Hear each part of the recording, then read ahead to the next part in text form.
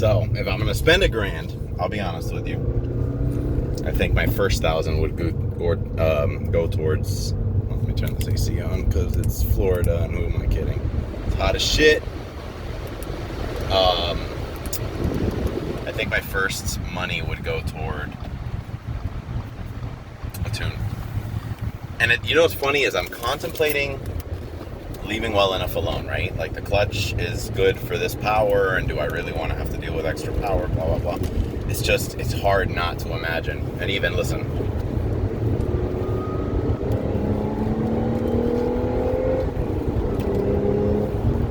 stock with just the airbox, right? The supercharger is very happy. I'm very happy. Anyway, knowing that I have 130 untapped horsepower for $1,000, it's kind of a little too tempting to do it, you know, to spool up the supercharger a little and boost it a little bit more for that price, right? So I think that would be the first thing I do. The Navi entertainment system stuff, the ability to watch movies and all the cool other tech stuff, it's tempting, but I'm leery of having to solder and cut anything. Aside from the fact that it's $1,000. Like, I'm kind of okay with just putting on a podcast or putting on music and just leaving it alone. And in reference to the sunroof, see? Oh, it's perfect. It's beautiful. But look, this side, it's almost like the glue that holds it into the track or whatever it is that it winds up on is kind of failing, see? I read that people have that failure and you have to take apart the sunroof. You don't have to take the headliner off, oddly enough, but you have to take apart the sunroof to get that out and replace it, and I think it's $300 for that. So I don't know. I can tell you it's been a while since I've loved a car enough to not be cheap with it. I think I'm frugal, and I try to keep in mind that I don't keep cars very long when I decide whether or not I want to spend, you know, $1,200 on coilovers. Because if I'm going to keep a car for a year, I mean, springs make me happy. It's fine. I'm not going to, it's just stupid. It's sunken money. I probably won't get my money back from that. So, I somewhat miss the AWA exhaust on the S4. And now that I'm selling the Acura and I can focus on just making them cool and there's no pressure to sell either, I found a deal on an intake for the S4, so they'll both have the supercharger sounds. I might even sell the AWA exhaust to pay for the tune, because something about this just being a sleeper, like something about the way that Germans design their stuff and the way that it fits into the car, the way that it's precise. Like when you bolt the exhaust up, there's no fiddling, it just goes right where it belongs. It looks good. It fits perfectly with the diffuser. You know, I kind of went with the diffuser because I got the push from Adam and he did it and everybody else said I had to do it so it would match. But I didn't love the rear diffuser. The front lip I liked, but not because of the lip itself, just because visually it made the front look lower. But then I'd be back at worrying about Jamie putting it into a parking bump, you know, and cracking it again. So that's $200 lost every time that happens. So I think I'm going to leave well enough alone with that. So I may actually not even do exhausts. I know that it's a sound actor, fake noise in the car, but it sounds good when you get on it, and it's totally peaceful and quiet when you're not. There's something about that deep, bassy exhaust that sounds great, and it sounds like an exotic car, and it sounds fantastic, but around town, down low, it gives you the impression almost like you're bogging the engine, like you're not giving it enough, like you have to press the accelerator to really make it move. Even in sport mode, it's kind of like, you know, whereas the stock exhaust, it just feels like it's like the compression's there and it's ready to go. It's like, you know? So I may leave that alone. So I don't know. We'll see. I'm really excited. I'm telling you, I'm so excited that Jeep gone, motorcycle gone, Acura gone. You know, if all goes to plan. I don't like to count my chickens until they've hatched. But if all let me go this way. If all goes to plan, just the fact that I downsized to a reasonable number, and I mean, we're talking 4 cars. That's reasonable. That's not that reasonable. 4 cars, right? But it's not 6, and the motorcycle and whatever. So like, less stuff to maintain, less stuff to put effort into. Maintenance-wise, I suspect that the S4 motor mounts are either on their way out or they're kind of cooked.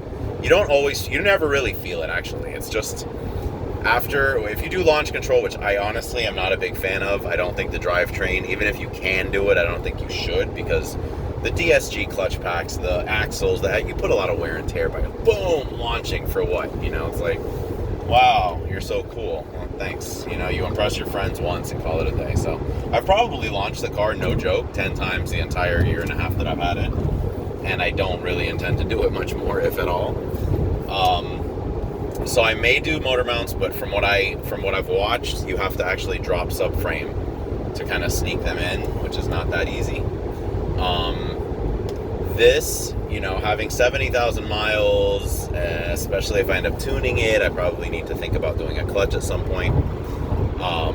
And then I'll do my research. It was actually a DIY that ECS put together on the clutch, and it's a lot of work. But I think if I can ask Ray to use his garage, and maybe even get a hand from him, since he knows some of that stuff, I might actually tempt fate and put it in a clutch myself, just so I can get more familiar with the platform and how it comes apart and how it goes back together.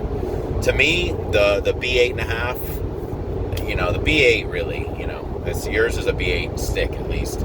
The automatics, the DSGs of the earlier ones are what scare me, not the looks or anything else. I think in some ways mine I feel like it looks a little more luxury. Yours almost looks a little more aggressive with the styling of the headlights and the bumpers and stuff. But I don't know. I feel like they're that car for me, where I spent a decade on the 3G. That was the platform, and now I discovered this 7 years ago, and I finally got what I wanted. But to me, these are phenomenal. So if I can learn them inside and out, know how to fix them and stuff, I feel like these are worth the effort to keep them going. Like, you could show me a turbo or a new one or better technology or whatever, and I there's no temptation for me. And then I'll go, oh, but is it stick? Oh, it's not. And is it a DSG? It's not even a DSG. Now they're automatic. Now they're full regular torque converter automatics. And I don't care if you tell me that Morgan says it's good enough and it's ZF transmission and blah, blah, blah. It's automatic. The closest I'll go is DSG, and even that left me bored, honestly. It was impressive. It's fast. So in some ways, it's intoxicating the way that you come out of a corner and you're going. It's good, but it's still not a stick. So how do you remedy that? You get a stick. So now I did that, but then that makes me kind of appreciate that. And, Jamie loves that car, and if I encourage her to kind of daily that a little bit, I think it'll feel like we're at least getting use out of both cars. I can live with that.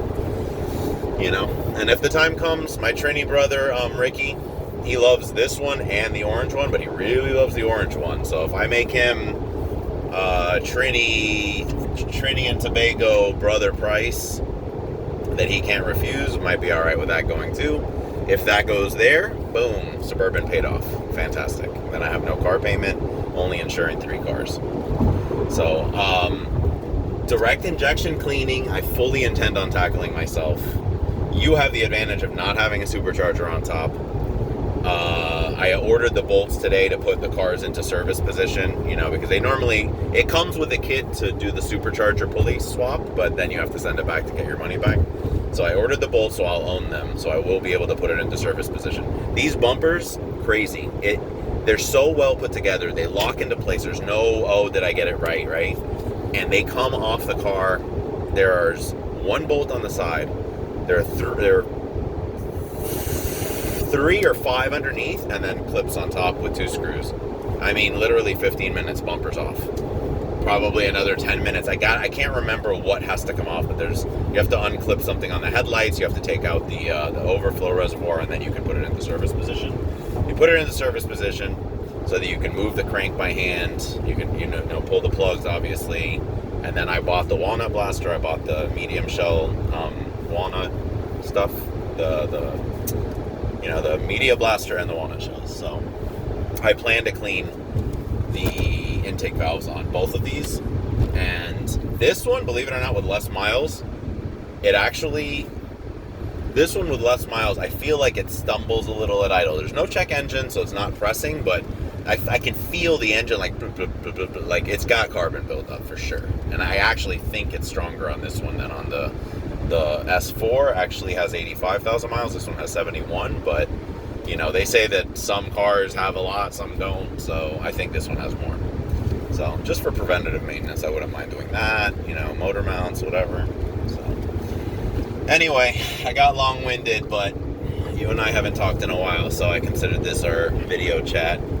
You are now my volleyball that I have lovingly named Wilson.